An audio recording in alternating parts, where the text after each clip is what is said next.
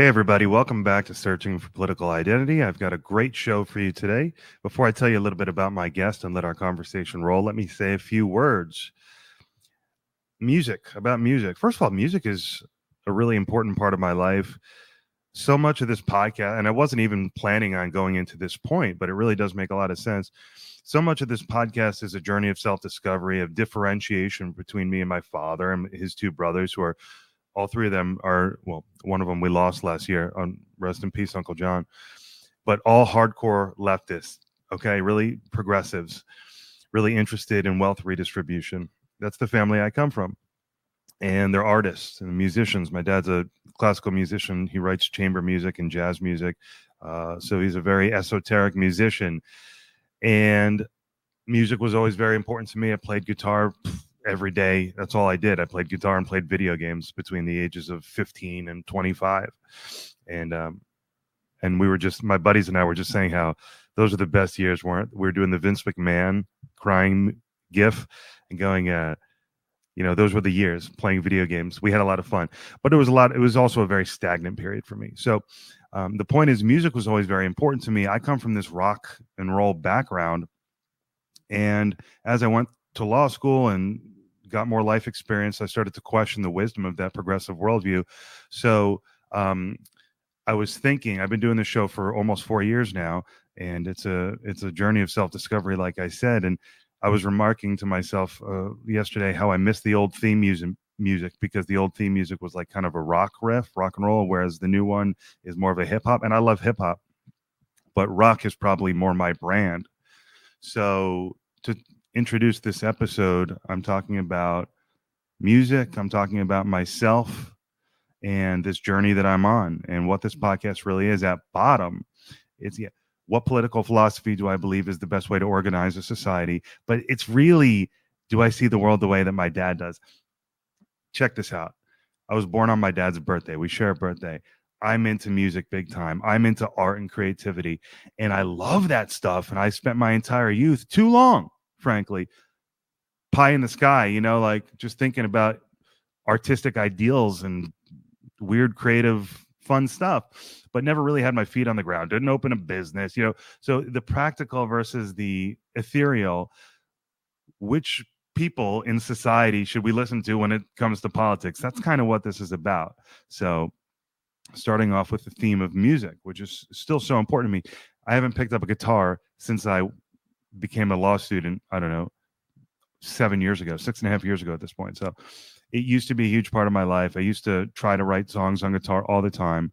And it's just amazing how you grow and change, isn't it? So sip of tea, please. Sip of tea. So speaking of music, we saw Alexa, my fiance, and I. It's so exciting to say that. It's been, 3 weeks now since we've become engaged. We like going to the theater. And so we saw Back to the Future musical. And it was really not that great. I'll be honest with you. I didn't love it. It was probably the worst musical I've ever seen. We've been to, like, I don't know, 7 or 8 in the 2 years we've been together, and we've got season tickets now. It was no Aladdin. It was Mamma Mia is the first one we saw together. It was great. It was no Aladdin. It was no Book of Mormon. It was no, what was the other one that I really liked? Oh, there's a new one called Kimberly Akimbo. It's very good, actually. So we had no idea what that was, but we went one day and it was phenomenal. Was hoping for the same with Back to the Future. And to make a bad joke, now I just wish I had a time machine and could have prevented myself from going to the theater last night. Okay, so that was last night. I'm just kind of giving you I'm establishing the show like Howard Stern does, right? He has the most famous guests in the world, and he always kind of does his dick and fart jokes and tells you about his week. He establishes it because it's his show. That guy's my idol. Another digression I really wasn't planning on getting into. But yeah, we might have seen the world of politics differently in recent years, but I could do a whole episode on the influence Howard has had on me, being an East Coast Jew from New Jersey, from the Jew who I don't know. Okay. Howard, a legend. Nobody does it better on the microphone. Nobody has a better show. Nobody has better insights into entertainment and film and music. It's just, that guy is the model for me, he's the model. Absolutely the model. Huge fan of his. Same with Eminem musically. I don't ditch these people because they didn't join me in my transformation to Trump. That's okay. So I have a note here that says I need to do another episode on critical race theory. Yeah, on the one hand, I do because it's kind of my bread and butter. On the other hand, and people want to hear about it. On the other hand, the episode I did last week kind of does. I titled the episode from last week, Defining the Woke Right Once and for All, or some shit like that.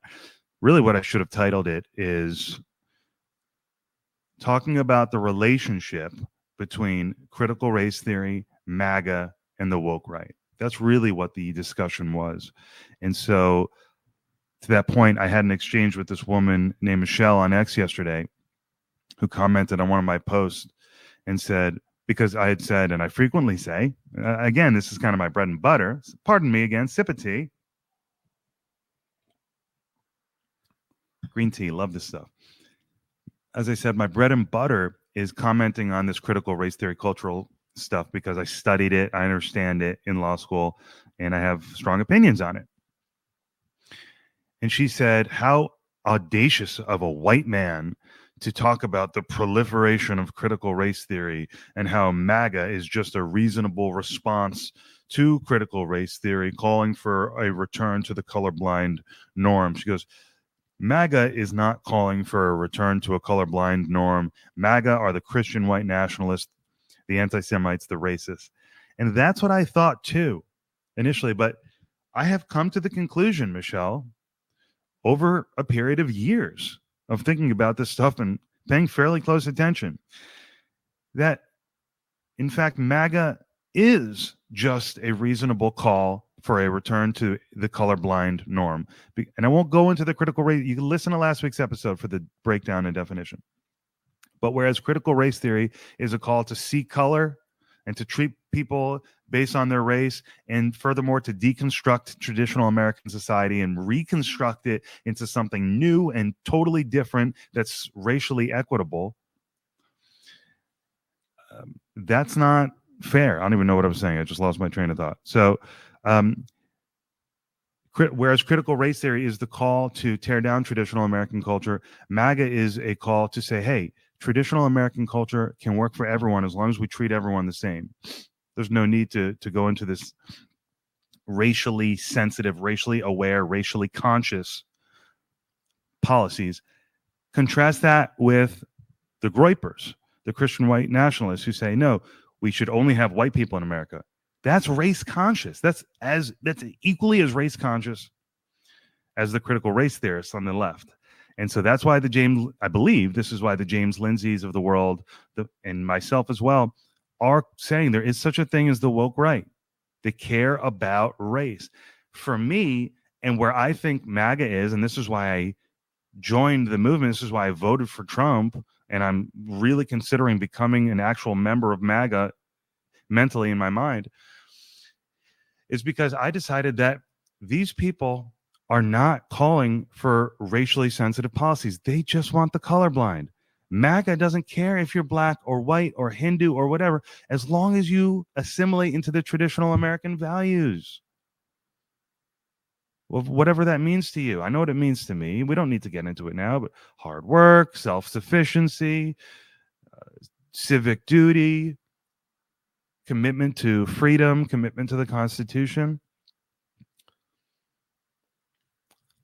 I'm with Vivek, and this is a really good transition.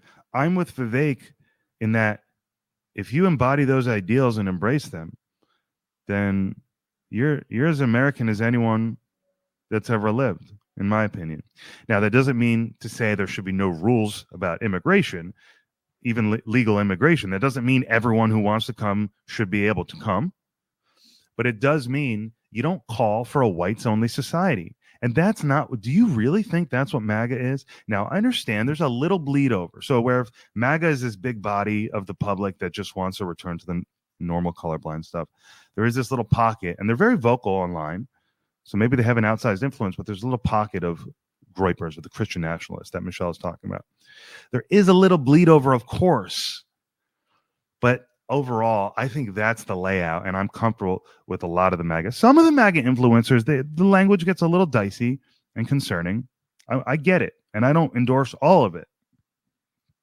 But generally speaking, that's how I see it. Okay, so Vivek is running for governor. I think he has a very bright future, and he's a very attractive political candidate to me. Now, let me tell you a little bit about my guest. Sip of tea, sip of tea. God, it's annoying when I say that. Rotimi Adeoye. He's an opinion columnist for the Daily Beast. He's a contributor at MSNBC. He's a very intelligent, very knowledgeable, very passionate, very articulate, very thoughtful, young Democrat. Phenomenal guest. Has worked in DC. I mean, this guy, he's a mover and a shaker. It was a phenomenal conversation about what the Democratic Party did wrong this last cycle and what they can do better going forward. We talked a bit about Trump, and we chopped it up a little bit about the political environment, as you say. And Rotimi's interesting because his parents are Nigerian immigrants. They're big Trump people, and he's a hardcore progressive. So how did that happen? What's that like? It was a great chat. And then a couple of weeks ago, I had Brianna Wu, who's a Democratic operative. I don't really, she is a very vocal supporter of the Democratic Party. And next week, I'm having Harvey Kaye, who's a prolific, award-winning author and Democratic thought leader. So I'm not done plumbing the depths of leftist ideology. I'm not closing the door completely on the Democrat Party. I'm trying to keep an open mind. And then also what I have coming up is MJ, my buddy, who was my second guest on this show, bringing it full circle back to the old music that I missed from when I started the podcast. Introduction music to the podcast is what I'm referring to. Speaking of old music, going back in time, tying it again to Back to the Future. MJ, a buddy of mine from New Jersey, was my second guest on the show, and someone who I work with actually started listening to my podcast, and they went all the way back to the beginning, which I couldn't believe anyone would do. And they really enjoyed the chats I had with MJ. And I was like, we really did have a lot of fun. That was when COVID was just breaking out. And so I invited MJ to come back on. So on Wednesday, he and I are probably going to go live on X. That'll be fun. He's a conservative firebrand, Rush Limbaugh kind of guy, but a great guy. Very entertaining. So that's kind of what's going on. Podcast is doing great. I think you're really going to enjoy this conversation with Rotimi. Did he pull me back to the left? To be determined. Will Harvey Kaye be able to do it? I'm very interested in talking to him about all his books about Thomas Paine and FDR and Economic Bill of Rights and why it's important to be a progressive. My mind is not made up. All I know is that Trump was the better candidate than Harris, and I just wasn't ready to. There was no way in hell I was going to turn away from objective reality and vote for her in this situation. That's just what it is. So the search for political identity continues, and I thank you all so much for being here. Have a great week, and I'll see you next week. Adios. Hey, Rotimi, thank you so much for joining me. No problem. Thanks for having me. Looking forward to our conversation today. Yeah, me too. So you seem to have this, you're 29-year-old guy. I got that from you. I'm 35. Yeah. You seem to have this really interesting career in politics that I want, or in writing about politics. You got to tell me about this, or both. So I want to hear about that. But before we do, you're in law school right now? Yeah. Middle of it? Right in the middle of it? In the thick of it. I'm on my break right now, enjoying it. But I'm going back in the next couple of days. Yeah. Right. So are you working at the same time, or just going in, or just full-time school right now?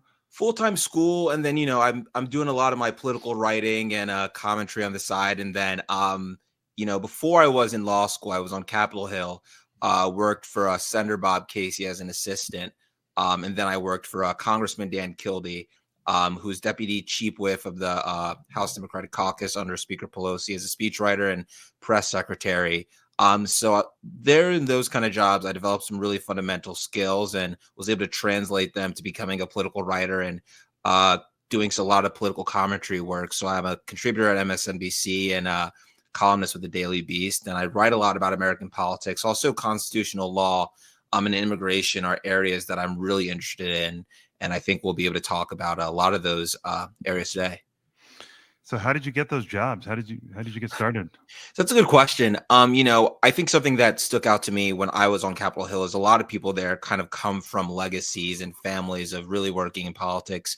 But that really wasn't my case. I grew up in a single parent household. My parents were immigrants from Nigeria in the 80s, when Nigeria was really going through a huge upheaval in Africa, where a lot of corruption was happening. There were multiple civil wars and really just a really intense situation. My parents were able to immigrate to the United States, thankfully. And like a lot of kids that grew up in a single parent home, when I was 13 or 14, I was really trying to figure out where I belonged in this world and kind of where I could fit in. And I ended up working on a local political race in my town, suburbs of Philadelphia, Doylestown. This guy was running for mayor. It wasn't really a big deal, but I was able to kind of help run the campaign at such a young age. And it Mm. really showed me, I think, the power of politics, power of community. And ever since then, I've been really just involved in politics in Pennsylvania, and ended up kind of exposing me when I moved to DC, using some of those relationships to score an assistant job with former Senator Bob Casey from Pennsylvania. And I think once I got on the Hill, it was really easy for me to network and meet people and find mentors and guidance. That's something I always tell young people that are really interested in politics, whether they're Democrats or Republicans, is really finding mentors and finding people that are willing to give you advice and guide you in your career. I think is always just really important, really benefited me as someone that wasn't from this family that was really into politics. And yeah. No, it's incredible. About how old were you when you had your first job in DC? I had just turned 21. So I got that job. I was 21. I was super excited. And yeah, it was just a really positive experience. I met so many good friends in Washington, D.C. that I still keep in touch with today. But I think having that fundamental experience, one, it just taught me, I think, the basics of having a job, showing up on time, making sure you're working hard. But also, I learned so much about politics, and something Mhm. I realized when in DC is, I think everyone has this big idea of who politicians are and their advisors, and they're these really intense people. But being in the room with some of the people we see on TV, Pelosi, Schumer, a lot of Democrats, a lot of Republicans, even Ted Cruz, they're just regular people. They're not really like special or remarkable. They just made a lot of good decisions that ultimately led to them having successful careers. And Hmm. they're just regular people, and that's something I always try to stress to people: is these folks aren't godlike or above any kind of special realm. They're just people. So I was going to ask you, what did you learn? That sounds like one of the things. So I think that was definitely one of the things I learned. I think the other thing I realized is that the best politicians are politicians that help their communities directly. I noticed even with Republicans, and I say this as a Democrat, the most effective Republicans were the ones that had constituent services really top notch. That means they were working the phones in their district. And when a veteran called, or a family member a family in their community called and said they had an issue, they got to work on it as soon as possible. And the worst politicians I noticed were, and there were Democrats that did this too, and Republicans as well, that they weren't good on constituent services. They weren't making sure the veterans and making sure the working class folks in their community were getting the help they needed. They're more focused on getting on MSNBC, Fox News, fighting on Twitter with people. And that, I think ended up leading to some Democrats I saw this cycle losing. A lot of them had that characteristic. And that, Hmm. I think, is something I noticed, is those are the best politicians. Those are the people we should want doing the job, that actually want to help people and actually want to do things that are important. So the more self-centered ones are more focused on doing their media, but the good ones are actually taking care of business. Yeah. And, I think something that's interesting is that in politics today, there's been this idea that if you are just like so focused on doing media and you kind of forget the other stuff, that it's ultimately going to help your career. And I've kind of felt like it doesn't. Like, short term, you may get like 1 million or 2 million followers on Twitter, or how many ever you want, but long term, people see through that like shit really clearly. Authenticity is really important. The politicians that are doing the work, I think, tend to outlast people. Yeah, that makes sense. So you mentioned there was a bunch of skills that you acquired during that are helping you now. Tell me about the skills. Well, I think I learned how to be a good writer. I think working in a press shop as a press secretary and a speechwriter on a Capitol Hill is a very intense job. Someone I was just recently watching Trump's incoming press secretary, super young, brilliant Who is it, by the woman. way? I don't Her name's remember. Catherine Levitt, Oh I yeah, I believe. was right. It was a woman that I'm not really familiar with. That's right. Yeah, and she was kind of just talking about her job and kind of her experience and kind of the work that she does. And as a Democrat, because I was doing the same work, I kind of relate because it's just such intense work when you're working communications, you're working public relations.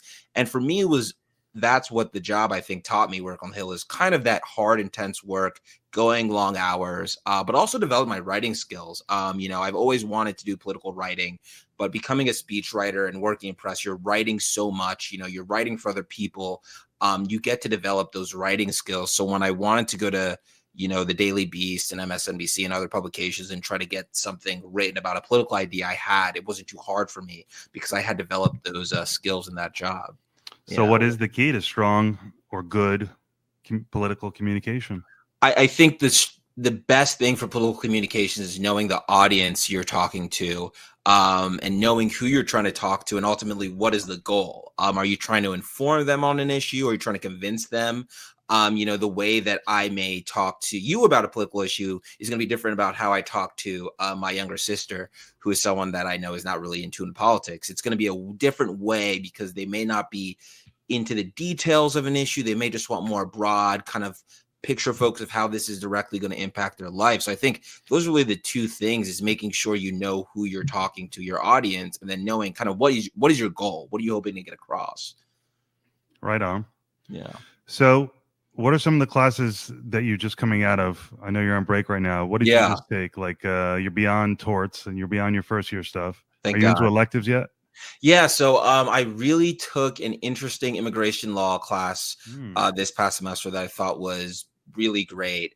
And then I took a voting rights law class, which one I think was interesting for me because I think the idea of election fraud is something that is like constantly like percolating in the media and was percolating in the media for a while, that elections were being rigged. And in my personal time, I'm a really big fan of history. And there's a really good book I always love people to read if they're actually really interested in presidential history. It's Ascent to Power by Robert Caro. And it's a story of really LBJ's rise in politics. And there's an interesting story in that book talking about how LBJ actually like rigs one of his first elections, steals it by stealing votes, and it's this kind of wild story. And FDR picks up the phone at one point and calls LBJ and says, hey, like like next time you got to sit on the ballot boxes, man, like kind of being like like don't let him steal it, because he ended up trying to steal election. It got sent back to him. But I think one thing I learned in that class is that, election fraud isn't really a real thing that happens anymore. I think back in the day, during the 70s and 80s, definitely was real. I think that's undeniable. That story in Caro's book, and there's so many other documented cases of election fraud. But that class really showed me how secure and safe our elections are. And I think it's disappointing that we've seen politicians try to erode the kind of sanctity and security of our election system. I think there's an argument that, I learned in this class, I thought was interesting, that some Republicans were making, which I didn't think was credible at one point, but now I do think is credible, is that the idea of changing election laws right before the election, which is what many states were doing leading up to COVID, that isn't rigging an election, but that could have an impact on election decisions and results. So I think that is something that is definitely questionable and should be, investigated by judges and juries. But I really thought that class was interesting. It's one of my favorites because it just had such real world implications. Yeah. With COVID and then the rule changes, for me, at the end of the day, I just said, you know what? It was weird. It was a strange election. I never used the word rigged. I never used the word illegal. And it was always shocking to me, January 6th, 21, when it unfolded. I was like, okay, Trump is toast. At that point, I was a straight Democrat voter my whole life. So it's amazing kind of how, and people are questioning me, Brian, how could you overlook that? How did you vote for Trump ultimately this time? And I just chalked it up to, yeah, there being so much unfairness towards Trump generally and so much weirdness that I essentially gave him a pass. I wonder what you think about my decision to do that. because I never justified yeah. it. I never Mhm. justified his behavior, but I said, man, he was kind of the victim of a lot of bullshit. So I'm just going to call it a wash. Is that crazy irresponsible? I think I have two comments there, and then I'm going to ask you a question back if you don't mind. I think that Trump very much has, I think created a story that I think a lot of Americans can relate to, is that they've been overlooked, forgotten, and haven't been taken seriously. Right. I think one of the biggest mistakes the Democrats made as a Democrat was they never took Trump seriously, and they Mm-hmm. even didn't take him seriously this time around. There's a really interesting speech that Obama gave in Philadelphia right before the election happened, and the way he was talking about Trump, he's like, I can't believe it. And it's Right. almost like, well, you have to believe it. I mean, he's the Right. nominee. Like, you can't just Right. like pretend Right. like he's not real. So I think I don't really think that it's that Trump has been treated this way. I think it's more that as a skillful communicator and really someone that has been in politics for, I think he's been in politics for so long. I think people Mm-hmm. act like he's new to politics, but if you really look at his trajectory, he was the guy in business. But anytime there was a breaking news political moment, he was on CNN, he was on Fox News, he was there like Right. offering commentary because he was a business leader. And those are people who we've always thought are in our political discourse. So I guess my question to you is, do you think that it is a little bit invented, that he's maybe created it a tad bit, and that he is a wealthy businessman, he does have resources, Fox News, he does have a media apparatus that he is controlling. Twitter, I think you can argue that he has a role there. Truth Social, he's created these places where his ideas are developing and he's able to control it. Do you think that he's kind of created that narrative, because he does know that so many Americans do feel left out of our process, do feel left out of the American dream, and do feel left out of the economy? I think both. I think he wills it into existence, and the media plays its part and does it for him. So the word I use to describe him is irony. And I don't know who started it first. Did he start the first lie, or did the media come, at him and not take him seriously and give him reason to go, hey, they're not telling it to you straight about me, guys. I don't know who started it. All I know is it became this tornado and it never stopped. And now he's come out on top. Yeah, I do think that is I do think there definitely were moments where I think um Democrats definitely did not I think articulate that he was a serious politician. Right. And I think that led to him ultimately being able to create this narrative. I frankly am like, sometimes now that I'm starting to I'm involved in the Pennsylvania Democratic party. I'm on the board of the PA Young Dems, so I'm helping rebuild the party here in the state. And something that is a little bit of frustrating to me is, as we kind of sit here and agree that Democrats made a lot of mistakes, is that I think a lot of Democrats are really attached to the status quo. They're really attached to the way things are, the way things have been, and I think that as a result, they really allow Trump to kind of say, hey, you know what? I may not have all the solutions to fix everything, but at least I'm not the past. And at least I am not, the status quo, which is clearly not working. So you might as well just give me a shot. You might as well give me a chance. And, I think that's something that Democrats have to figure out and get past, is why are we so attached to uplifting the status quo? And why are we so attached to pretending like we can't create a new future? Yeah, that's a good point. And then people like me will go, well, man, I mean, they tossed Bernie aside. They haven't given people a lot of hope that they're interested in overturning the status quo. So yeah, it's a question. Oh man, if only Bernie had won, huh? I think it's interesting. I voted for Bernie in the 2020 primary. And one thing that has always really kind of shocked me, and now after this election, is I have realized, and I think a lot of people realize this, is the Democrats really haven't had a real primary since 2016. And I think that feels like we're not even trying anymore. Exactly. And when you have party leaders that very much think that they have made a lot of right decisions, and so they want to control the process to ultimately produce outcomes that they want. I Hmm. think that's when you get this idea that Democrats are this elitist party and they're Right. attached to the status quo. Yeah. Really, I think one of the most damaging things was the way that Obama and Biden really controlled the 2020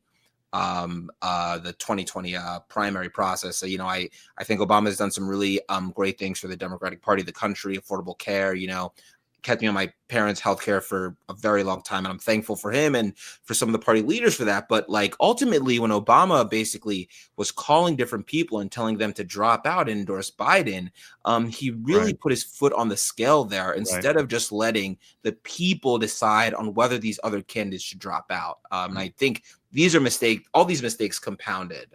Right. Could have been Buttigieg in 2020. Exactly. And I think and people like do this thing where they're like, "Oh, Biden was the only person that would have won." It's like you don't know that because Hmm. you're just like kind of doing bullshit like wish casting because you think that you have this kind of ultra knowledge about the way politics works. But again, voters, as we saw, will definitely make decisions that you don't think they will make. And so you have to let voters decide.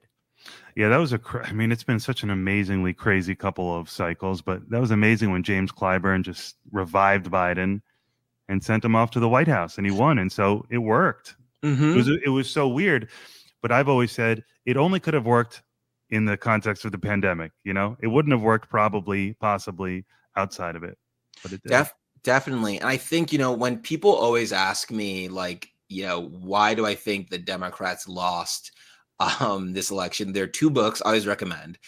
There's The Emerging Democratic Majority by Ruth Teixeira and What It Takes by Ben Kramer about the 1988 election. The Emerging Democratic Majority by Ruth Teixeira is basically this book in which these Democratic political scientists lay out this argument that the reason why the Democrats are going to keep winning elections till kingdom come is because the Democratic majority that was created with the election of Obama was this diverse coalition of basically brown, black, different racially diverse voters. And Hmm. as the country gets more diverse, Hmm. they will continue to produce democratic Right. outcomes. And Right. I think what this election showed is that theory was just such garbage and not true, and that people aren't going to just vote for a party because of their race. You actually have to produce ideas. You have to produce things that people relate to. And so that book is like kind of just I always say read it, but I always tell people like don't read it because it's bad. Like it's just like Mhm. fundamentally like a wrong argument, but it's good to see someone like say something that's like utterly ridiculous. And you read every page, you're just like, oh, that's wrong. Yep, that's wrong. And the other book, What It Takes by Ben Kramer, I think is really interesting because it's about the 1988 election. And there's a chapter on Joe Biden's first presidential run. And for people Which that was don't what, know, 1904? yeah, yeah, I mean, basically. And for people that don't know, Joe Biden's first presidential run was like practically a disaster. He got caught saying that he was like the top of his class at law school, and he Right. wasn't. He got caught saying that he plagiarized something and had to like own up to it, and it was very embarrassing. Right. And Ben Kramer in this book basically walks through like how Biden makes political decisions. And how he makes political decisions is that Biden essentially thinks that he's very underestimated, he has a chip on his shoulder, and he doesn't listen to people that tell him that his time is Mhm. up. And that's something that has really guided his political ethos. And when you read this book, the concept of him not dropping out and waiting until the last minute until Pelosi and Obama and all these people are really like being like, you Threatening his ass. have to go. Right. It just makes total sense because this is who he's been his whole life. And so it's disappointing. I said as a Democrat, it's disappointing, but I didn't vote for Trump. I have a lot of issues with Trump. But ultimately, I hope that Trump succeeds because I want to live in a successful and thriving country. I want my kids and my family to grow up in that world once I start a family. So I hope things work out, but I do think some of the issues with the Democratic Party are just they've been boiling for a while, and the party has to change. Yeah, no, that's really interesting. Those two books basically capture ultimately what did it for me. The first one with the identity politics argument. And it's interesting how that was the big fear of everyone on the right, that the demographics were just going to equal. It's determined what the political Mhm. future is based on the demographic trends. So obviously, this podcast is premised around kind of poking a little fun at identity politics, not poking fun at it, but inverting it and trying to say, wait a minute, why is the left always doing this? So, is there too much of a focus on identity politics on the left, in your opinion? I do think it is a focus of both sides. I do think the left tends to focus on it more because of, I think, that theory of the emerging Democratic majority that you see a lot of Democratic politicians espouse. And I think that it's become damaging. And I think it's really damaging to, I think, newly arrived immigrants that you saw voted for Trump. I say this coming from an immigrant family. I think a big reason why my family uh, they became Democrats and they loved America was this idea of, coming from a country that was impoverished as Nigeria and other countries that were struggling, coming to the United States and saying, like, if you work hard, no matter what you look like, no matter who you are, you can achieve. And, of course, I'm not going to say that there's not discrimination in this country. I think there is racial discrimination that exists in certain parts of the country. But I think if you, as a political party, are putting out this idea that meritocracy doesn't exist, you risk alienating people that really do think that that meritocracy is, a part of the American dream and ethos. And I think, I think the right does this identity politics things a little bit too. I think you saw this with the H-1B visa debate that was happening. I think the H-1B visa, like a lot of immigration programs, has some issues that need to be fixed, and there is some corruption that's obviously happening in this immigration program, like most visa programs. But I think there was this emerging kind of messaging that was happening from a lot of MAGA supporters, and that was this idea that just because they're American and just because they're white, they should have some preference in employment. And I think when you put that idea out there, you are basically just doing what the left has been doing for a while, just saying that just because of your background or where you're from, you should have a certain opportunity and leg up for employment. Here's the thing about America. The reason why we were so successful in the Industrial Revolution, the reason why we were so successful in ending World War II and creating the nuclear bomb is because we brought in the best talent from the world. If Oppenheimer was sitting there with General Graves and they were looking at the names and they said, oh, we only can bring in Americans, I don't think we'd have the nuclear bomb today. And I don't think, we would be in a very different world. And that would be a sad world that I don't think anyone wants to live in. But I think because Oppenheimer and Graves, said, we're bringing in the best talent. We just want the smartest people in the room and we're going to build this damn bomb. That is, I think, the kind of thinking we need to move the country forward. Yeah, the reasonable position is obviously let's bring the best talent in the world in. Let's not do anything that would be excessive and harmful to the average American worker. Let's not look at things by race. Let's be considerate of American workers, but let's also attract the top talent. Let's strike that balance. Let's make sure that the programs are as minimally corrupt as possible. I mean, that sounds all reasonable, but I agree with you. And I've gotten into some trouble with my newly acquired MAGA fans on X in the last week or so in light of the visa debate, H-1B, because I saw so much anti-Semitism and racism, Indian and hateful Indian stuff, and then the Jews are replacing us with Indian. Now it's like the Jews will not replace us with Indian tech workers. Okay, now I'm starting to see the picture. I'm trying to be a little lighthearted there, right? But it's really, really dark, and I called it out, and I said, "This is woke to me," because this is the way I looked at it, and obviously, maybe it's not obvious, but it's not a perfect fit, but it works. If woke to me means on the left, people on the critical race theorists, they say America is only for white people. And that's not fair to all of us on the left who are not white and are speaking out against it. And so we need to transform America. Whereas the people that are the white gripers, the Christian nationalists, not all Christian nationalists, but the racist and anti-Semitic ones, they're saying, America is only for white people. That's what I call that woke. But then they say, so the answer is to kick everyone else out. So it's woke on both sides to some degree.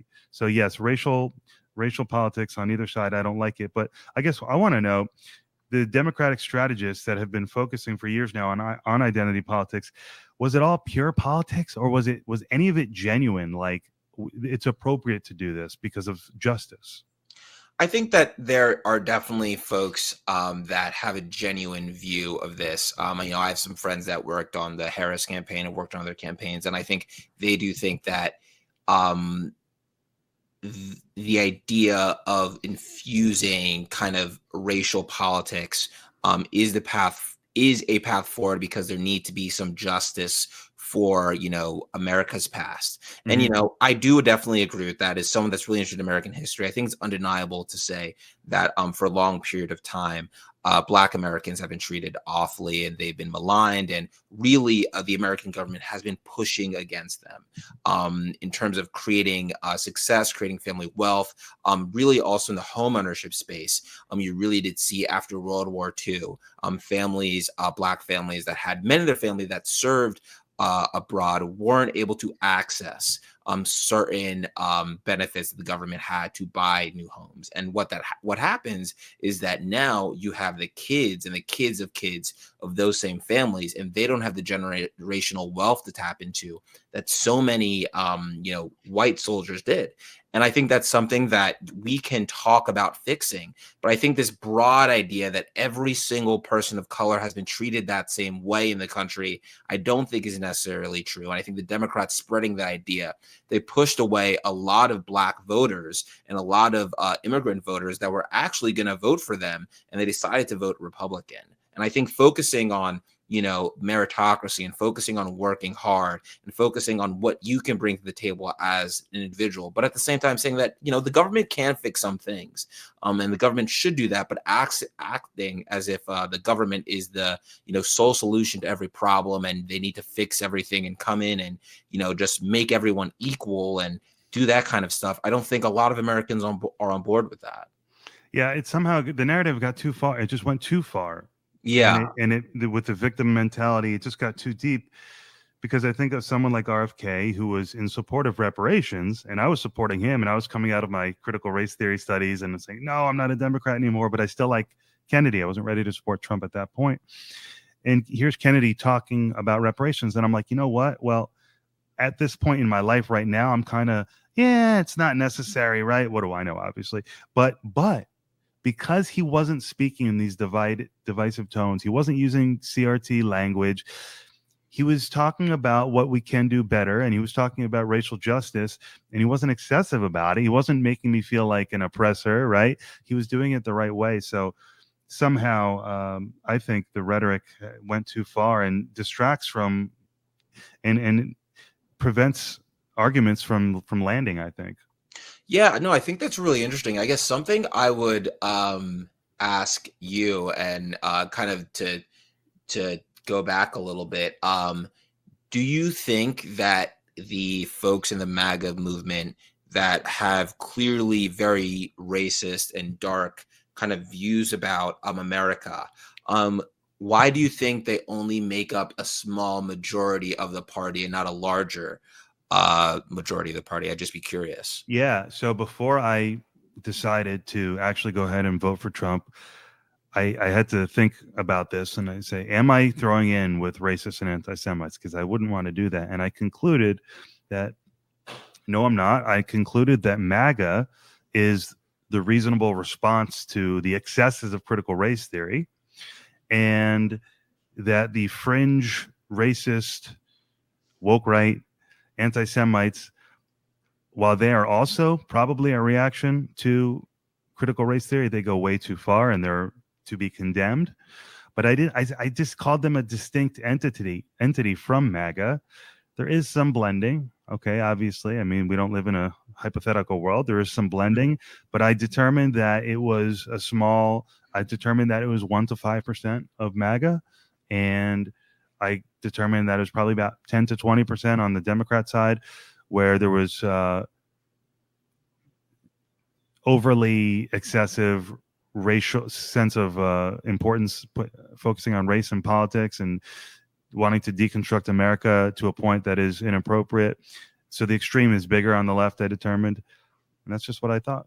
I think that's interesting, uh, because I think that I definitely see how you could come to that conclusion. I think for me, I think one thing that really stood out to me in the kind of the campaign and always Trump's campaigning is, whenever there was this kind of, moment where someone had been like racist on the Trump side, or someone had said something that's obviously out of line. Hmm. I think he very much shied away from truly calling it out. I think, one, because of who he is as a person. I think that he likes being liked by a lot of people, Yeah. and being and saying to someone that is on his side that, oh, like, you did something wrong, is definitely never the way that he's kind of built a coalition. He's always just been like, if you like me, you're good, and if you don't, like, you're out. And I mean, you could see it the way with JD Vance. This guy was calling him Hitler, and then how he became vice president, all Right. because he apologized and said he Yeah. changed his mind. So I guess I'm like, I guess that's an interesting way that you kind of thought that it didn't make up a lot of them. I think, despite it feels like he has kind of used that racial resentment that some people feel in this anger to kind of build more popular support, which Well, good point. for me, it's different because I was studying this damn stuff, critical race theory. I don't Mhm. mean to say it, pejoratively. I was studying this stuff right in the middle of when it was happening in his first administration, or I guess at this point it was Biden. Biden had just become president. Yeah, it was the first year or two of Biden. But so I only understand it from the perspective of being really ignorant my whole life and playing video games and not paying attention to politics, to all of a sudden I'm in law school and I'm loving it and I'm stimulated and I'm excited. And then I do critical race theory because I am my father's son and I'm interested in social justice and I want to learn. And I'm like, damn, like, so there's this argument that like American society, contemporary American society, not the past where it was obviously only for white people. I mean, I'm not one of these people that denies, obvious history. But the question about today's society, is today's society racist, slanted towards only white people? I found that very uncomfortable. And if that's the environment that we find ourselves in, it's an interesting space for a guy like Trump to operate. There's a lot of ammo. There's a lot of ammo in that gun. And I do agree. I think that the kind of idea that a lot of Democrats put out, that what you're saying, I think, is incorrect. But something is interesting is, like, Kamala Harris never, I think, had that message. Kind of, it's kind of interesting. I went to like a few Kamala Harris rallies, and listening to her stump speech, she very much was trying to do this kind of message that, America is for everyone. I'm going to be president for Republicans. I'm going to be presidents for Democrats. She wasn't operating in this world that, America is this racist, awful place. She rarely even mentioned that she was a black woman. It was only like Mm. other, Democrats that really used her race as this kind of like a way to like uplift our strategy to try to uplift her. And I guess something that I've been wondering is, why do you think that even though she wasn't really explicitly speaking in that way, that people attached this kind of like racial identity politics to her, even though that wasn't a part of her campaign? Um, yeah. I think to an extent, the environment, whether Biden's responsible or she's responsible or the party leaders in general are responsible, or the progressive wing that has gained a lot of dominance is responsible. The milieu was at the time very woke, for lack of a better term. It was very aware of identity. She, her, you remember the blue suit, I'm a woman, this, that. So it's just a confusing time in general. And she, I guess, didn't do enough to say what you apparently say she was saying in her stump speech. She couldn't overcome the avalanche of the feeling, I guess. Her being biracial was it didn't work for her in that regard, right? I mean, it was an easy way for them to, and it's nasty. I mean, and she probably didn't deserve that, but it did play into the narrative of she's a chameleon. She's this to some people, she's that to some people. She doesn't know what her identity is. She's an identity politician. So that played into it, unfortunately. But ultimately, you have to say she didn't say enough strongly. I always thought she could have. I mean, this is a joke, but can you imagine if the first thing she tweeted when she became the candidate was "Where we go one, we go all"? Imagine that would have sent shockwaves through the universe, because it would have been a total inversion of an online conspiracy. She would have reached the depths of the fringes on the other side. Maybe she needed to do something like that. I sometimes now looking back, I think the, kind of, I guess, to come back to my question, I think the reason why that she had a tough time to kind of get past some of that stuff, I think, is because there are a lot of folks in the Democratic Party that have been spreading it for so long. I actually have a better answer for you, but yeah, Yeah, go ahead. I think they've been spreading it for so long, but also I think the Republican communication space has been very effective in taking people online that are like batshit insane and then like branding them as like leaders of the Democratic Party. Like I think the page Libs of TikTok has done this really interesting in a way. Like they find the most absurd like people online that I frankly think are having like mental episodes, are like kind of crazy, bizarre, and insane.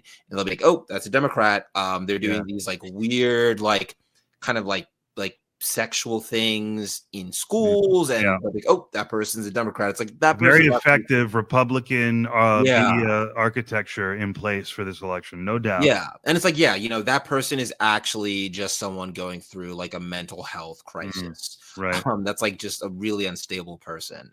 Right.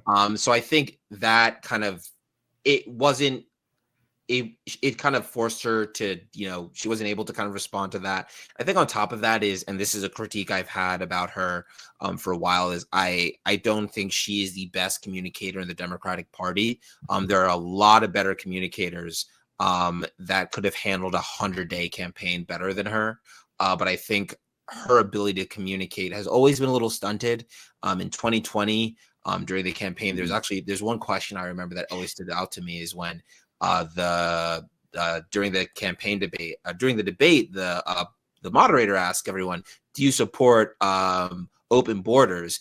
And like you see in the audience, you see like Biden's hand stays down, some people's hands stay up, and then like she does this weird thing where she's like half in, half out, and it's like, and it was like almost like she was like waiting to see like what other people did, and then she would figure out whether she would raise her hand or put her hand down. I think that has been something that really became clear in the campaign, because she was basically not only running against Trump, she was also running against the failures of the Biden administration and then her own 2020 positions, which she had decided to change, all because they weren't popular anymore, or maybe she didn't believe them anymore, but no one knew, and it didn't seem authentic. So here's my better answer.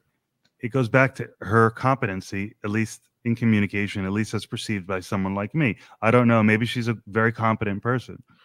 She's achieved more than I have in my life, so she's more competent than I.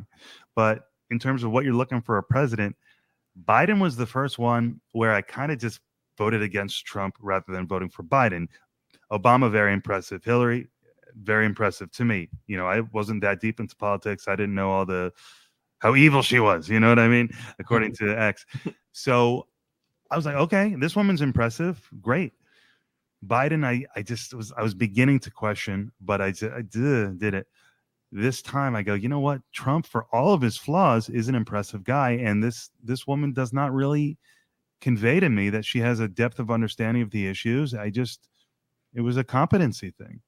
Am I wrong? Are we wrong? Is she competent today? I think that, I think that Kamala Harris, I think that Vice President Harris is very competent. I mean, she went from San Francisco District Attorney to California Attorney General to then California Senator. I think she definitely had a lot of issues in her presidential campaign that I think a lot were because Biden kind of gave her, a like basically like corpse of a campaign and then told her to finish the 100 days, and some communications failures that she made in messaging. But I think she's an incredibly capable politician. And you don't rise up that quickly if you aren't good at politics, if you aren't a hard worker. Being a prosecutor in San Francisco and being able to actually put some like really dangerous criminals away is difficult, as we've seen now, when you don't have a DA that actually wants to like do the tough job of prosecuting people and is more interested in doing like really like wild and weird leftist politics that no one wants. So I think she's capable. I just think the campaign that she ran wasn't great. Something that has been really frustrating for me is I think there's been this argument that I think people make that Republicans have kind of like shifted politics 100% and they've changed the demographics. And now it's like, the demographic lines are shifted and all of these things. But for me, I can't really say that is true. One, because this was kind of the same exact majority that George Bush created in 2000 in his 2000 race, 2004. Also, the Democrats never again had a primary. So, like, a lot of these things that people are talking about, like, do you want to center race this much in your politics? Do you want to talk about like diversity, all of these things, the type of economic policy? Do you want to be more populist? Do you want to be more moderate on the economy? All these things get hashed out in a primary. You Right. have a primary, it's vicious, people fight. Exactly. They never had it. So you Yeah. never had these discussions. So now Democrats are doing they're doing a primary after the election's over, and then I'll be like, should we have talked about economic populism? Should we not have talked about economic populism? Like, should we have been more moderate on the border? Should we be more aggressive? Like, all of these things get hashed out in a primary. And I really do think if we had a primary, one, I think that there are two things there. Well, there are two things that could have happened. I think one, Kamala Harris could have just won. And I think if she won a primary, she would have had a tighter message that made more sense, because the Democratic primary voters would have said, hey, we're seeing like ads on our TV all the time about like people coming into the country and getting dropped off in New York and Martha's Vineyard, and they're illegal migrants. And that's something that we're hearing in our community. So we want a candidate that actually is going to talk about tough border control and talk about immigration in a way that says, hey, like, we got to fix our immigration system, but mass deportation is not the way to fix it, and actually articulate a clear message there. And I think that's what would have happened to the Kamala campaign. And, maybe she should have won, maybe she should have lost. And the other option is you would have just got someone completely different. You would have had a Governor Shapiro, a Governor Wes Moore. You would have had a different senator. You would have had someone else on the top of the Democratic ticket, which then means that they would have had a completely different campaign, and you would have had a different person going against Trump. And I think the biggest mistake, and really the person that I blame for all of this, is not Kamala Harris, really. It's Joe Biden. And his arrogance and his refusal to give up the White House and actually let there be a primary, and stopping ultimately the Democrats to continue to grow and change, I think is one of the biggest. It's a catastrophic failure, and I think the books written about his legacy he's really tarnished it. What an unbelievable time. I mean, you have the guy saying, I got to save the country from this Donald Trump character. The tiki torturers represent his base. They're not just a 1% fringe. This is important. I got to do it. He comes out after mourning his son. It's kind of legendary, even though it was amid a strange election and there was all this controversy around it. It's kind of why, if he had walked away and gotten a victory for the next person up, wow, that would have been amazing. But here he comes. He stays too long. He gets bookended by Trump. I mean, it's the craziest thing ever. It's hard to imagine, man. It's really I guess what I want to know, yeah. Did he have it wrong? Biden was just wrong then, huh? He just stayed too long. I was calling for him. I was calling for him to step down when it was perfectly in time to. So in the heat of the moment, I certainly thought he should step down. But looking back on, I go, shit. I mean, maybe he was a better candidate than Harris would have been, and maybe I don't know. So what do you think? I mean, I think that he just didn't step back, and that ultimately led to his kind of just ultimately demise. There's a really good book that again recommending. It's called Traitor to His Class. It's about FDR, one of my favorite FDR biographies, because it really follows what he was able to do in the first 100 days of his presidency. And it's remarkable because he really took a hold of the executive branch and was like, I'm going to push through legislation, I'm going to get things done, and I'm going to build things very publicly that people understand that I'm working for them. And I think outside of not dropping out, one of the biggest mistakes that Biden made was really, as president, he was able to pass this infrastructure bill, for example. I always point to this. The money got passed, but where are the buildings? You know, Mhm, like mhm. no one has seen the products of something like that. And every time I bring this up to, Biden supporters that are Biden dead enders, which I don't know how you could be at this point, but I always am like, I bring this up and they'll say, the government's slow and bureaucracy slow. And I'm like, it's the president's job to make sure it's not slow. Mm. So you are basically admitting defeat and admitting that he wasn't capable of doing that. And something that FDR did really well is that the second that money was allocated, he was building things, he was pushing things and making it public, so he could say, "Hey, I'm doing this for you. I got this money for you, and it's not just money. I am building things. I'm Mm. bringing us out of the Great Depression. I'm helping us fight against the Nazis in World War II. Very public things that people could see." I think the administration's unwillingness to grapple with the fact that they can't build things quickly and they can't actually create the world that they claim they wanted to create is another reason why I think he just like failed ultimately. Build back better in 10 years, right? So The my thing delay, on the delay between his achievements and the effects of those achievements, plus perhaps the negative things that unfolded during his presidency, added up to this feeling, at least among people like myself and on the right of the aisle, that he was not a good president. Yeah. And I think what's interesting is, and this is again bad for Biden, is, and mark my words, you're going to see in the next year or two, they're going to be ribbon cutting ceremonies, all of these Mm, events for money that was allocated for Biden infrastructure projects. I bet mm, Trump's going to walk into the White House on day one. He's going to see all these things being built, and they're going to come to him and they're going to be like, do you want to cut these things or do you want to keep them? And he's a smart guy. He loves to take credit for things. When they sent the money out, he put his name right there. And he's going to say, keep building them and I will show up and I will be like, I built them. And, there's going to be a train being built or something being built. He's going to show up. He's going to, wear the hard hat and his little vest. And he's going to do, very good at theatrics. And he's going to say, look at what I did. And I think there are going to be some Americans like myself and others that have been following this and going to say, oh, that was from Build Back Better. But I think the majority of people that aren't paying attention too much will be like, wow, Trump came in and on the first month, he was already able to do mm. this. And I think that potentially could translate to a midterm election that actually looks more favorable for Republicans. And so that's why I keep telling a lot of Democrats, a lot of elected Democrats, is you have to get really serious about this communication stuff and how you're talking to the American people. Because if you don't actually talk to the American people in a smart way, you're not reaching them where they are, you're going to get sidestepped and sideswiped by the Trump administration because they're very good at it. They've shown they're very capable.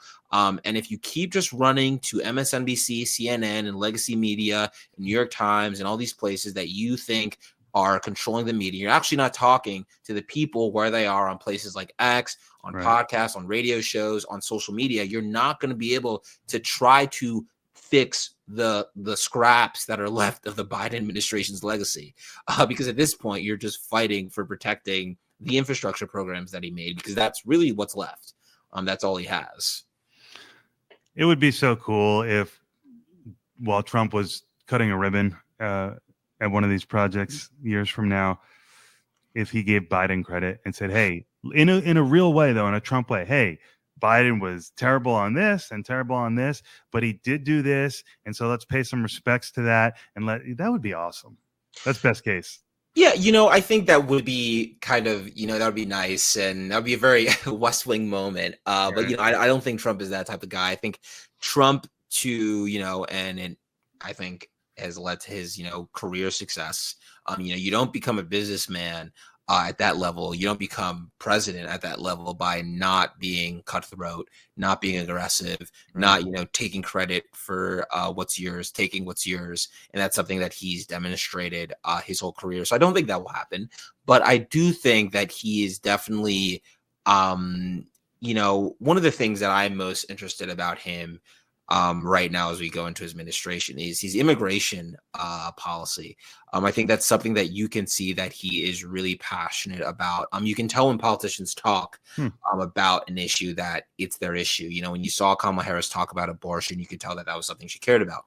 When you see Obama talk about the Affordable Care Act, even to this day, you can tell that that is like his like creation, his baby, a policy that he was really proud of. And I think Donald Trump has really staked a lot of political energy and his own energy on mass deportations, which I think are a total disaster for the country. I think you're going to rip up a lot of communities. You're going to rip up a lot of families, a lot of people that have been here illegally, but frankly, at this point, are Americans and should have citizenship. I think one of the things that we should be doing with immigration is if anyone's committed a felony, they've even committed misdemeanors, 5 misdemeanors, they should be deported. I don't think that's up for debate. I think if you committed crimes in this country, Right. you should be deported. But I think what about the people who say the crime was entering the country illegally? So to that argument, because I'm with you. I'm with Mhm. you. Yeah. Immigration was not one of the reasons that I moved over to Trump. It was the social justice thing that, kind of caught me at a weird time, and this is how I reacted. But immigration was never part of it. So I'm with you. But when I present that argument to X trying to be reasonable, I get shut down and they say, but Brian, the crime is entering. And so the question becomes, is deportation the proper remedy for illegally coming into the country? So I think when people say that the crime is entering, I think they have to remember that kind of twofold. One, the border should have been 100% secure, that it shouldn't have been possible to enter in that way. So that's the first mistake. The border should have been tightly sealed so no one enters in that way. And second, the conditions of a country like Mexico and El Salvador, if me and you, Brian, were there and we were trying to get a job and we were trying to take care of ourselves and we realized that it was impossible, obviously we would try to cross the border to get a job. If you had a kid, if you had multiple kids that you couldn't feed, and you knew that the only way was to jump the border and get in the United States and get a job to take care of your kids, I'd do it. I'm with you. I would do it. So I think my thing is, like, let's look at the folks that are here. And well, first, I think let's secure the border 100%. Let's make sure it's tight and sealed so people aren't able to jump in this way. We have the technology. Hell, Elon's there. He has the technology. Let's get the technology. Let's secure the border. I think the next step is people that are here, the people that have committed crimes, felonies, misdemeanors, let's deport them and send them to their countries. I think the people that are still here out of that group that have been paying taxes, which most undocumented immigrants do, that are simply just minding their own business, taking care of their families, sending money back, I want to say let's try to offer them a visa or type of citizenship status. I think what that does is it basically says all these people that are in the shadows right now that are being kind of used for unfair labor, let's bring them out of the shadows. Let's let them pay taxes. Let's have them contribute more to our taxes. And let's actually say you can be a part of this country because you have shown that you have American values, and you're working hard. You're contributing to the country. You're waking up early. You're doing what Americans want to do. And that's work, take care of their families. And so I think we need to actually just be practical about this. I think mass deportation, like Trump has suggested, is a disaster. What you're going to do is you're going to rip a lot of people out of the country that wouldn't have been paying taxes. So you're going to lose a lot of economic revenue from that. I think also at the same time, you're going to take a lot of people that are in communities that are crucial parts of that our communities, and you're going to rip up and hurt those communities. And I think people think that, that a lot of undocumented people, they don't do anything. They're just lazy. But a lot of them, they're coaching your kid's soccer team. They go to church with you daily, and taking them out of your community, I think, is going to be ultimately bad.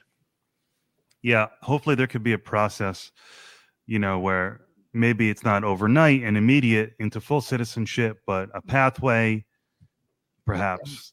Yeah, and this is, it's a funny thing. This isn't even my idea. This is Ronald Reagan's idea.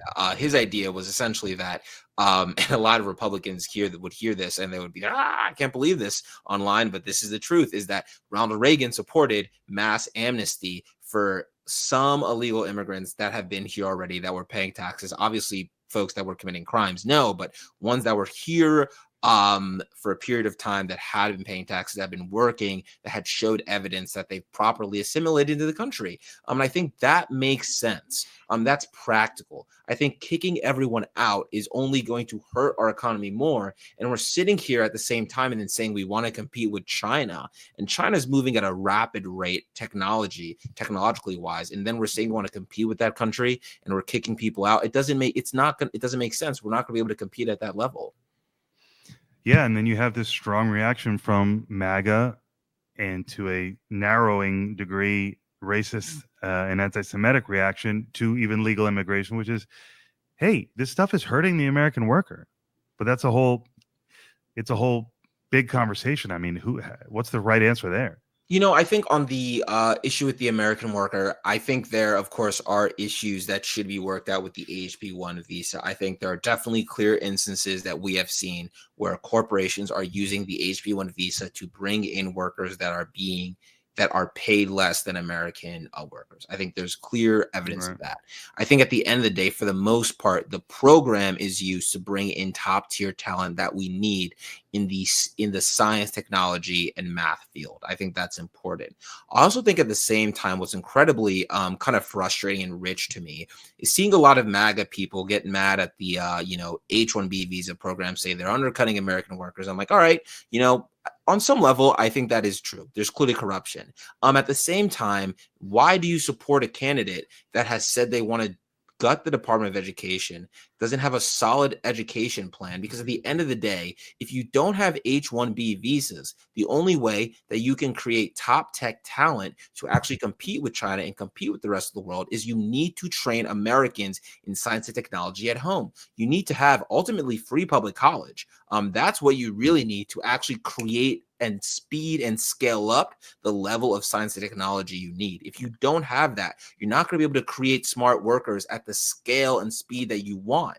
You can maybe just say, oh, we're going to give some grants to people so they can go to college for, a little less, but that's not going to be quick enough. And China's already moving, as we've seen, quick enough in the science and technology field. So if you aren't willing to spend money on education and educate the populace, then you have to totally rely on H-1B visas, which is what's happening right now. So my suggestion and question to a lot of MAGA folks would be like, if you really do think that we should not be having H-1B visas, you don't think we should have that at all, then I want you to support a free public college program so we can make sure that American workers are trained on science and technology. If you're a kid in Appalachia that has been screwed over by corporations your whole life, and you're living in a community in Ohio or Pennsylvania, a rural community where you've been screwed over and you don't have access to resources, you should have free public college so you can get trained in science, technology, and math, and you can ultimately compete in the 21st century. Same goes for a kid in Detroit or Philadelphia or in a really tough city, and they want to learn and they want to work hard, but they don't have access to the resources.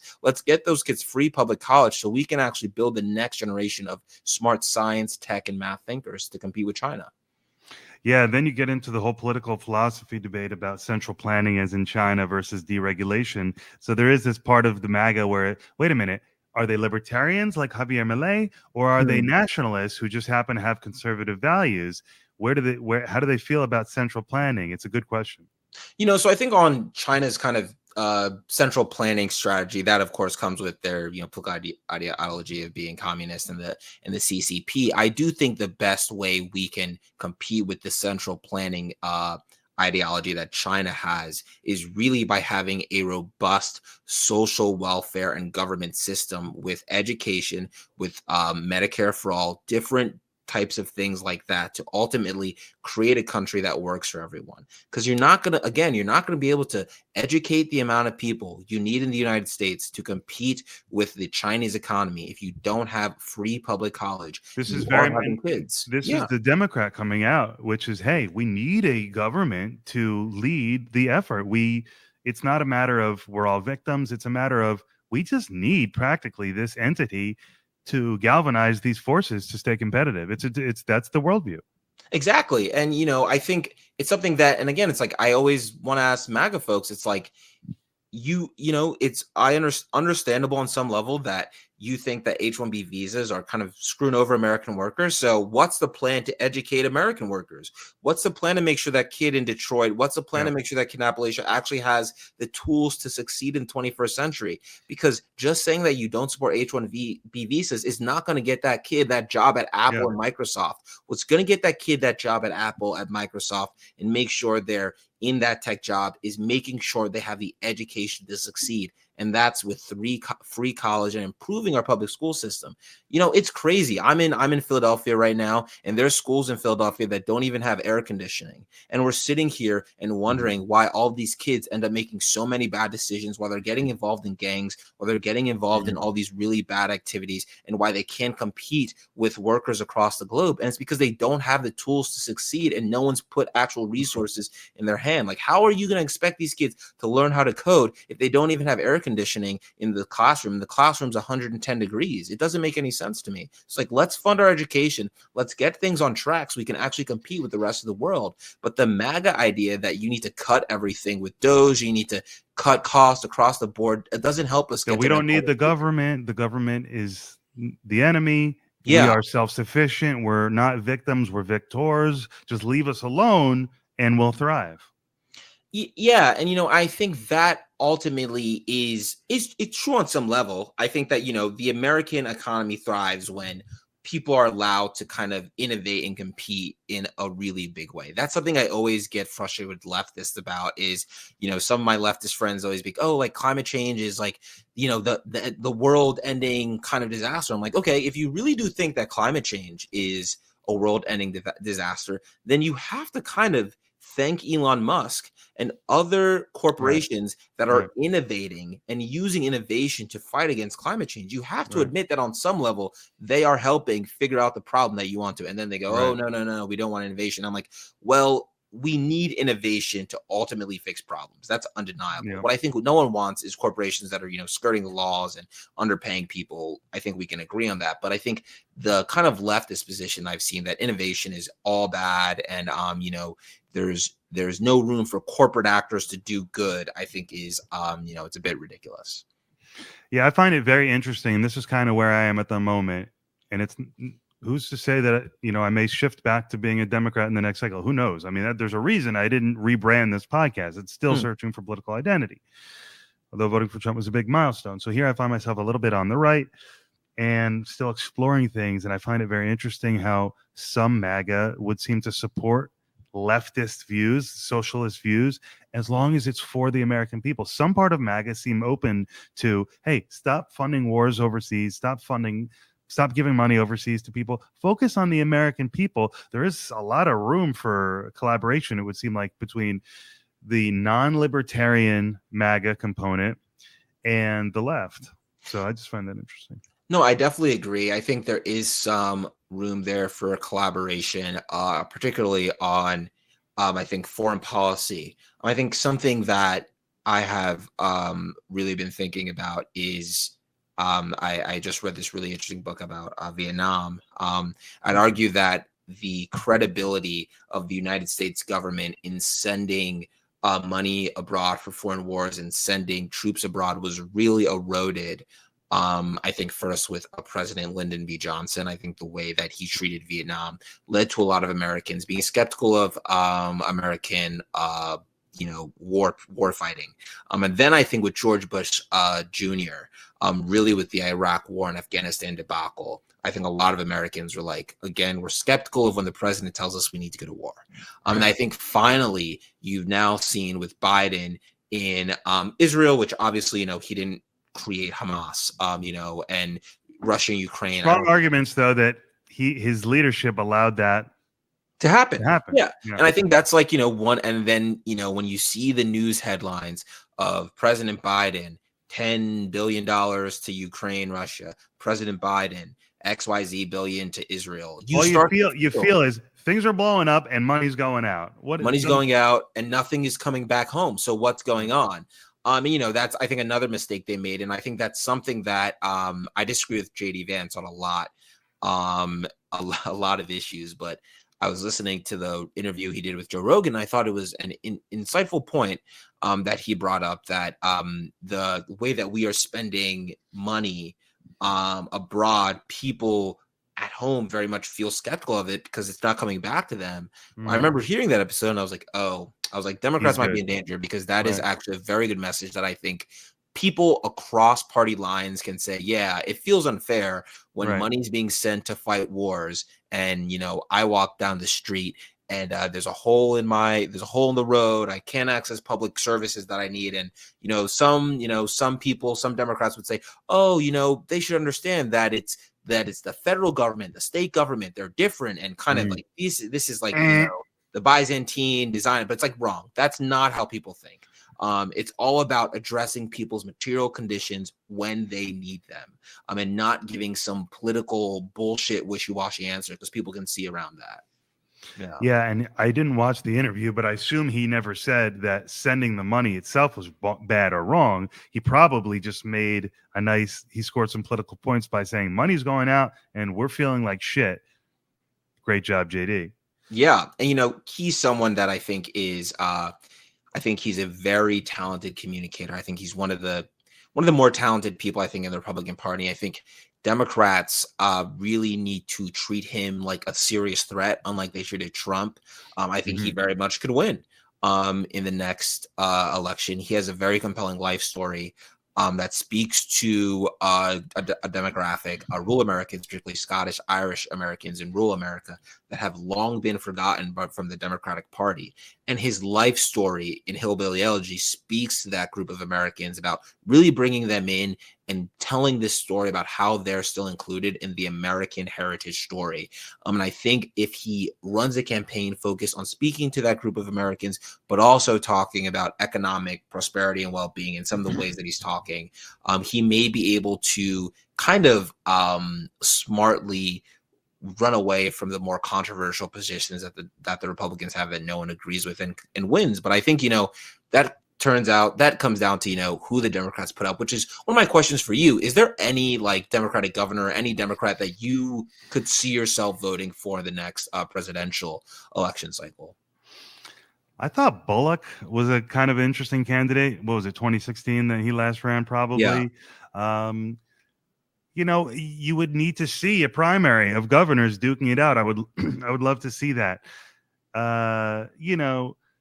I'm not that well studied on Shapiro. He's very talented, and I probably could get behind it, but I'd really need to study. I'd need to experience the debate between the philosophies. Give me a competent, no disrespect to Kamala Harris, maybe a better communicator, a governor. I like a governor. We need more governors, probably more a business person, perhaps. I like the Dean Phillips. Dean Phillips was a guy that I liked. What do you think about Mark Cuban?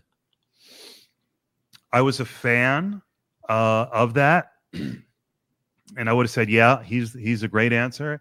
Prior to the support of Kamala became a comedy, man. It became a funny thing on X, and with the deleting all the tweets, could he reemerge? I said Gavin was done for life, but I said Trump was done for life. So perhaps Gavin could reinvent himself. A tall well to climb out of for Gavin, but Mark Cuban. Yes, he checks a lot of boxes, but he kind of has gone pretty deep into the woke stuff. Not to say that it's all bad, but he would have some work to do in separating the wheat from the chaff in terms of those narratives, and explaining, why he thought Trump was better than Harris and getting elected. I think that's an interest. He could still be viable potentially. I think that's interesting. But Vance, though, with his life story too, being married to an Indian American woman.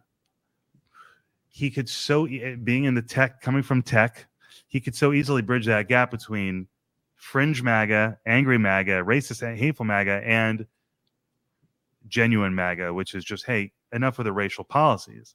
So he seems very interesting. No, I agree. I think he's a very formidable political opponent. Something that frustrated me during the primaries, the second he was announced, I saw all these Democrats online. I don't know if you saw this shit, but it was like people were spreading this rumor that he had sex with his couch. It was like this very Tim Walz. Rumor. Yeah. I didn't hear it, but I heard the joke Tim Walz made. I was at the rally when he said that. I remember I was in the audience and he said that, and I was like, this is either gonna land really well, or we're gonna be in a couple of months being why did he say that? And now we're obviously why did he say that? But I think it goes back again to this lack of treating political opponents as serious, and always saying that, oh, they're not serious, they're jokes, and that everyone else is going to think they're not serious. But JD Vance is a serious guy. Well, now Yeah. everyone who's interested in a Vance or a Trump is really denigrated by Walz's comment and really feels like, oh, well, he doesn't think much of me then. If I'm seeing things in these political figures that are interesting and worth exploring, and this guy's telling me he's just a couch fucker, well, then what am I? I mean, no, exactly. And so I mean, my thing for JD Vance has been, I've always said this. I think the most concerning parts about JD Vance's record is how short it was. He didn't really do a lot as senator. I mean, look at his Senate record. He just voted president a lot of the times.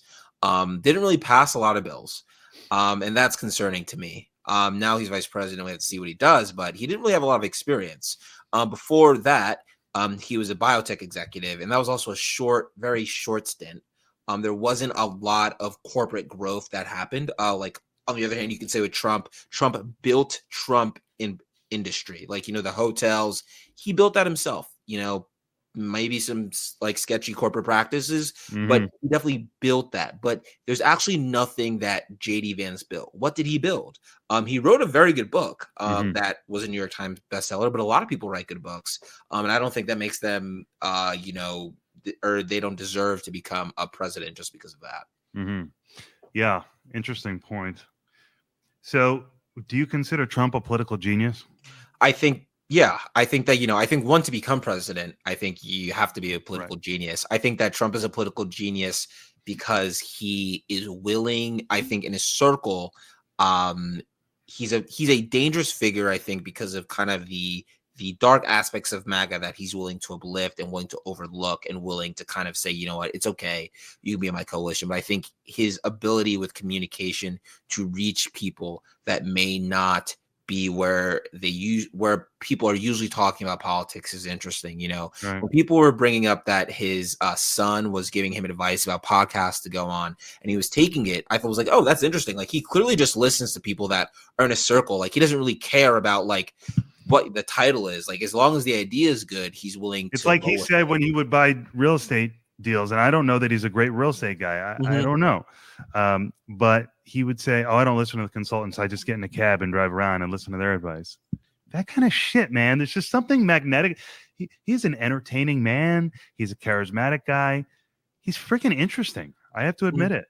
And, and I think that's where his kind of political genius comes in, is with his communication style and his communication ability, and he's able to go places that I think a lot of people, a lot of Democrats, a lot of like, your typical, like, uptight Democrat doesn't want to go. So I think that's where his genius really lies. And in my comparison again, you can tell I mentioned him a lot. He's one of my favorite presidents.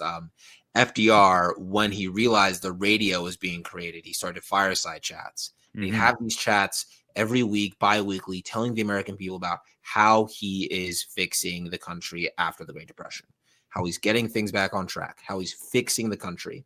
And he went to a communications platform that was new, that no one had been on.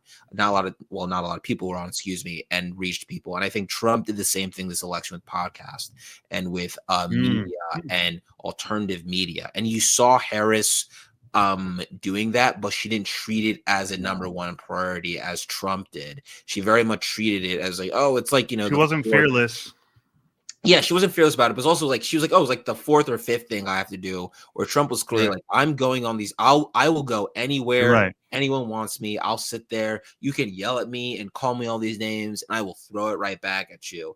I think that was something that that's political genius. Well, being able to go into places that you think that people aren't going to like you. I think that's called being. I think that's a genius. That's genius moves.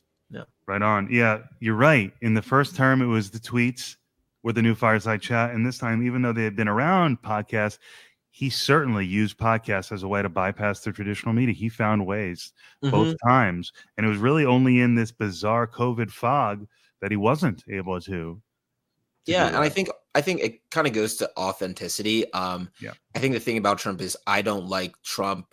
I don't think I like a lot of the things Trump says. I think he says a lot of things that are disgusting, that are gross, that are unfair, but it's authentic. I know that it's his opinion for sure. I know that, and I don't agree with it, but I'm like, that's authentic. That's definitely authentic. I think the thing about some Democrats is like, you actually like when you hear some of them talk, And I know that this will get better because I know that there are Democratic governors that are watching this all play out. And if you're a Democratic governor and you're smart, you're like, okay, like I'm gonna just like not be attached to this past. Is that is they're very uptight and they're kind of, you can tell that there's like, Yeah, they're going to oh learn my, from Trump. Smart exactly. Democratic governors are going to learn Mhm. from Trump, and they're going to try to Trumpetize the Democratic Party. Yeah, Maybe. and I think the way to do that is just like being authentic and saying what you actually think and not, Right. relying on some talking points in front of Yeah. you and, not just like running to like cable news all the time to kind of talk about what you want to talk about. Go to podcasts, go to virtual environments, make your point, argue your point, and people respect you, because, I've gone on I have some Republican friends that have some Republican podcasts, and I'll go on and we'll have a debate about things that we disagree on, but they'll say, hey, at least you came here and talked about what you believe in and you stood by your ideas, and people like to see Right. that. And I think that's important. Yeah. No one's going to ever be the next Trump. This guy Exactly. is idiosyncratic, but there are lessons to be learned, and the ones who learn the lessons may be successful.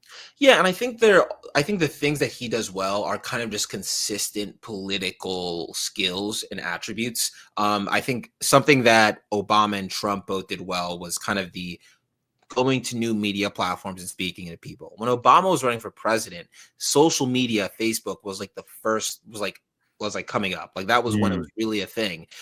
There's a really interesting video a friend sent me of Obama doing a town hall with Mark Zuckerberg on Facebook.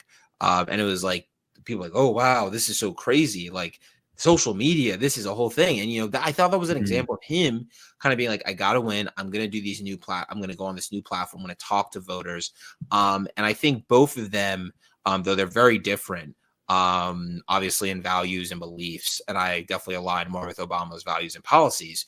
I think they both show very good communications prowess and strategies. Different, but capable. Yes, very capable, but kind of in the same sense, they kind of go the places where they do really well and speak in the way that benefits them. Amazing conversation, Rotimi. Thank you so much. Last question for you, and we may have touched upon it, but why do you think so many people left the left this cycle? The Tulsi Gabbards, the Kennedys, self-interest. But a guy like me, there's no self-interest. So, do you agree that a lot of people did shift independence, and if so, why? So I think I would put there are two groups. I think there is Tulsi Gabbard and RFK, and like I think they self-interest. I think you've seen this many times in history before. Politicians that realize that they have a certain limited amount of time to grab power. It is better to switch political parties and elevate yourself and change your values to have power. That is something that we've seen happen in American history plenty of times. People switch parties to grab power. I think that's why Tulsi Gabbard and RFK made those decisions. Self-interest and power, which on one point you kind of have to say, well, you're just doing what a lot of politicians have done before. I think voters were switching from the Democratic Party to the Republican Party this election, I think is because the Republican Party said, we are listening to your pain. We understand what you're going through, and we hear you, and we're going to do something to fix it. And here's our solution. Yep. And I think that's the problem, is that the Republican Party solution to a lot of the pain that people are feeling in the country right now with the economy, and a lot of the pain and anxiety they're feeling about immigration, is mass deportation. And I want to say it again, I do not think that is the solution to fix our economy. We can make an immigration system that works with a secure and strong border that kicks out criminals, that prosecutes criminals, but I don't think having mass deportation is the way to make the country work. Fair enough. Giving me a lot to think about. Yeah, you make me think that maybe it's just the Republicans were better political operators this cycle, and I'm not ready to say they have the better political philosophy, so it's up in the air. It's about whose solutions are better. I have to get past who played better politics, and I have to get into who's got the goods. So, and I think something that I would advise you, and something that please. I have kind of found helpful is, and this is actually my 2025. This is my New Year's resolution. So, I guess I'm keep myself accountable by saying this, is the more time I spend reading books about the political parties and the history, and the less time I spend on X kind of watching people debate, I Yeah. find that I'm able to actually process the arguments that both sides are making better. Rather than on X, it's very short, pithy tweets. A lot of times it's like personal attacks. And a lot of these issues are just really damn complicated. And the only way that they can be properly like broken down and thought about is in books. So that's where I really spend a lot of my time. I'm trying to this New Year's just reading more. Yeah, no, part of my story, unfortunately, is drifting away from the love of reading that I had as a kid and got me Oh to a man. point of being able to speak at least somewhat intelligibly. But I did stop reading and I shouldn't have. And it's really devastating. And I have a follower who always he probably doesn't even follow me anymore, because about 3 years ago, he said, dude, why don't you just start reading books? It's the answer. I mean, there's no, it's the only excuses are going to come out of my mouth. I need to get into a better reading habit. There's no doubt about it. I figured the next best thing I can do is talk to people like yourself. I always say good podcast hosts are curious people. Great podcast guests are people who have a lot of knowledge up here. So it's been a good fit for today. Thank you so much for having me. I really enjoyed our conversation. It's been a pleasure, man. I wish you the best of luck crushing it in law school, and I'd love to do this again sometime. Sounds good. Looking forward to it. Thanks so much for having me. All right, man. So are you going to go watch the Vikings game? Are you a football guy? So I'm an Eagles fan. Oh, shit. So yeah. Sorry. No. Actually will watch the Vikings game, because I think once we starts the playoffs, I start just watching everything. And my girlfriend is just like, please stop the football. But I always tell her that it's like 3 weeks and then, it'll be over. And then we'll pretend like football doesn't exist for 7 months. It's going to be so hard for me to listen to any of the advice you gave me now, considering that you're an Eagles fan. We were doing so well. Amazing. Oh, man. Go Birds. No. What can I say? Rotimi, thank you so much. It's really been an honor, man. You're amazing. Thanks. No problem. Thanks for having me. Catch you later. Yep. Bye. See you.